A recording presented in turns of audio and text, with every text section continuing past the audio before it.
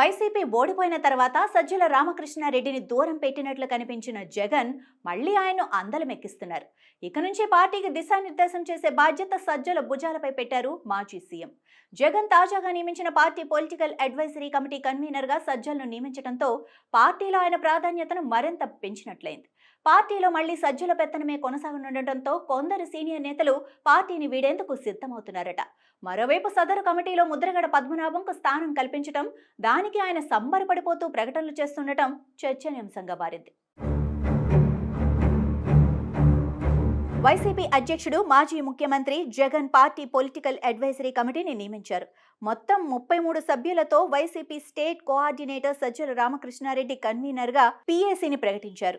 ఎంపీలు అవినాష్ రెడ్డి, అయోధ్య రామిరెడ్డి, మాజీ స్పీకర్ తమ్మినేని సీతారాం, మాజీ మంత్రులు రోజా, విడుదల రజని, కొడాలి నాని, వెల్లంపల్లి శ్రీనివాస్, బుగ్గన రాజేంద్రనాథ్ రెడ్డి, అంజద్ బాషా, ఆదిమూలపు సురేష్, నారాయణ స్వామి, అనిల్ కుమార్ యాదవ్ తో పాటు ముద్రగడ పద్మనాభం, సాకే శైలజానాథ్, నందికం సురేష్ తదితరులకు ఈ కమిటీలో స్థానం కల్పించారు. ఈ రాజకీయ సలహాల కమిటీకి ఇప్పటికే రాష్ట్ర పార్టీ కోఆర్డినేటర్ గా ఉన్న సజ్జల రామకృష్ణారెడ్డి కన్వీనర్ గా నియమించగా దాదాపు వైసీపీలో కీలక నేతలందరికీ ఈ కమిటీలో స్థానం లభించినట్లయింది.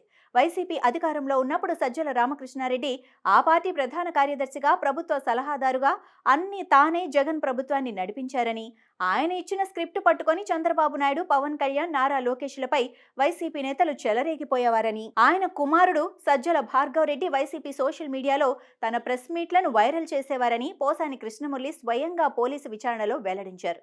అంటే ప్రత్యర్థులపై దాడుల నుంచి పార్టీ వ్యవహారాలన్నీ ఎలా డీల్ చేయాలన్న విషయం వరకు అన్ని సజ్జల రామకృష్ణారెడ్డి స్వయంగా చూసుకునేవారన్నమాట. వైసీపీని వీడిన కోటంరెడ్డి, విజయసాయిరెడ్డి నుండి మొన్న పోసాని వరకు అందరూ ఇదే విషయాన్ని స్పష్టం చేశారు.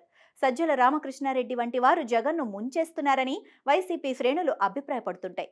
గత ఎన్నికల్లో టికెట్ల పంపిణీ సమయంలో కూడా పలువురు నేతలు జగన్ కోటరి అంటూ సజ్జలను టార్గెట్ చేయగా వైసీపీ ఘోర పరాజయం పాలైన తర్వాత కూడా జగన్ మేల్కోలేదన్న అభిప్రాయం వ్యక్తమవుతోంది. ఓటమి తర్వాత జగన్ సజ్జల్ని పక్కన పెట్టినట్లు కనిపించారు. అయితే విజయసాయిరెడ్డి వంటి ముఖ్య నేత పార్టీని వీడి వెళ్లిపోవటం సజ్జలకు బాగా కలిసొచ్చిందంటున్నారు. జగన్ ముఖ్యమంత్రిగా ఉన్నప్పుడు ఒక్కొక్కరికి లక్షల చొప్పున ప్రభుత్వ సొమ్ము జీతబత్యాలుగా చెల్లిస్తూ 50 మందికి పైగా సలహాదారులను నియమించుకున్నారు. ఇప్పుడంత సీన్ లేకపోవడంతో 33 మంది సీనియర్ నేతలతో ఓ రాజకీయ సలహా కమిటీని ఏర్పాటు చేసుకున్నారట.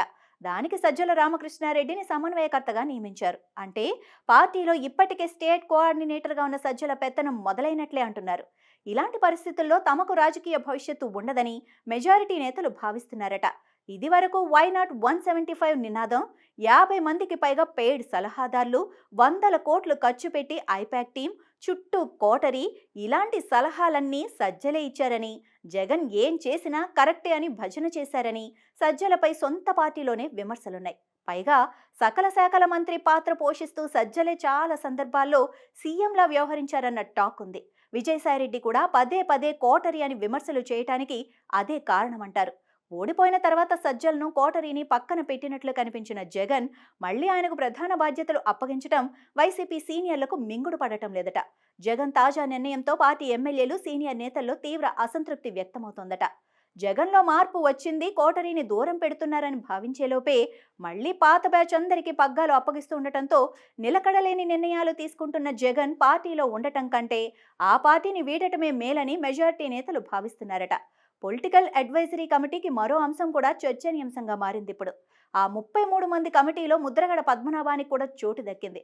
ఇంతకీ ఈ వైసీపీ రాజకీయ వ్యవహారాల కమిటీ పని ఏమిటి అంటే రాష్ట్ర రాజకీయ పరిస్థితులపై చర్చించి జగన్కు అవసరమైన సలహాలు ఇవ్వటం.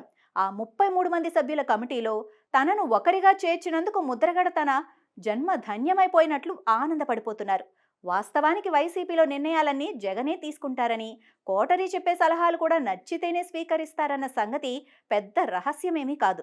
అందుకే ఇప్పుడు ప్రకటించిన పీఏసీ పాత్ర నామకే వాస్తే అన్న విషయం ఆ పార్టీ వర్గాలే చెబుతున్నాయి. అటువంటి నామకే వాస్తే కమిటీలో ఓ సభ్యుడిగా తనను చేర్చినందుకే ఆనందపడిపోతున్నారు ముద్రగడ.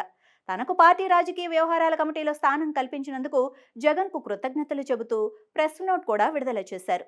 జగన్ మరోసారి ముఖ్యమంత్రి పదవి చేపడతారని, జగన్ సీఎం కావటానికి తన శక్తి మేరకు తాను పోరాడతానని, 10 కాలాల పాటు జగనే రాష్ట్రాన్ని పాలించాలని ముద్రగడ తన లేఖలో పేర్కొన్నారు.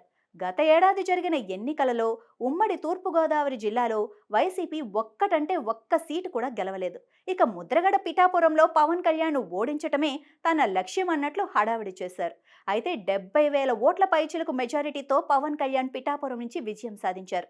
అంటే పిఠాపురంలో నిర్ణయాత్మకంగా ఉన్న కాపు సామాజిక వర్గం ముద్రగడను నమ్మటం లేదంటానికి ఇదే నిదర్శనమని అంటున్నారు. గత ఎన్నికల్లో ముద్రగడ సొంత నియోజకవర్గం జగ్గంపేటలో తెలుగుదేశం అభ్యర్థి జ్యోతిల నెహ్రూ 52,000 పైచిలకు ఆధిక్యతతో భారీ విజయం సాధించారు. 1999 తర్వాత ముద్రగడ ఒక్కటంటే ఒక్క ఎన్నికల్లో కూడా విజయం సాధించలేదు. ముద్రగడ చివరిసారిగా 2014 ఎన్నికలలో ప్రత్తిపాడు నియోజకవర్గం నుంచి ఇండిపెండెంట్గా పోటీ చేసి కనీసం డిపాజిట్ కూడా రాకుండా పరాజయం పాలయ్యారు. ఇప్పుడు జగన్ను ముఖ్యమంత్రిని చేయడానికి పోరాడతానంటూ గంభీరమైన ప్రకటనలు చేస్తూ తన ప్రతిష్టను తానే మరింత దిగజార్చుకుంటూ నవ్వుల పాలవుతున్నారన్న అభిప్రాయం సర్వత్రా వ్యక్తమవుతోంది.